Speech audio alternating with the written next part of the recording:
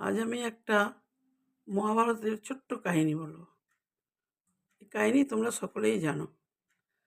প্রাচীনকালে কুশীলব নামে এক রাজা ছিলেন। সেই রাজার পুত্র হলেন শিবি রাজা।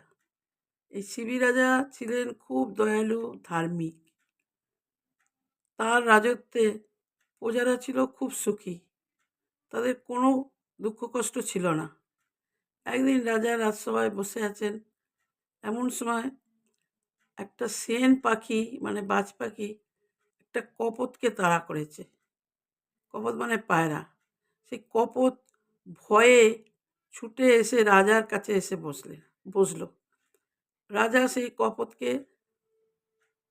যত্ন করে রাখলো। সেই সময় সেন পাখি এসে রাজাকে বলল, রাজামশাই, ওকে ছেড়ে দিন, আমি খুব ক্ষুধার্ত, ও আমার আহার। রাজামশাই বললেন, কি করে হয়? ও বিপদে পড়ে ও আমার কাছে এসেছে, আমি তো ওকে তোমার আহার হিসেবে তো ওকে ছেড়ে দিতে পারি না, এতে যে আমার পাপ হবে। তখন সেন পাখি বলল, ও তো আমার আহার, আমি তো ক্ষুধার্ত। তখন রাজামশাই বললেন যে, এক কাজ করো, ওর ওজনে তুমি অন্য ভোজ্য আহার করো। সেন পাখি বলল, তাহলে এক কাজ করুন, আপনার উরু থেকে আমাকে মাংস কেটে ওর কপোতের ওজনে আমাকে দিন। রাজামশাই তাতেই রাজি হলেন। রাজামশাই কপোতের ওজনে উরু থেকে মাংস কেটে তুলাদণ্ডে রাখলেন। যতই মাংস দেন কপোতের ওজন ততই বেড়ে যায়।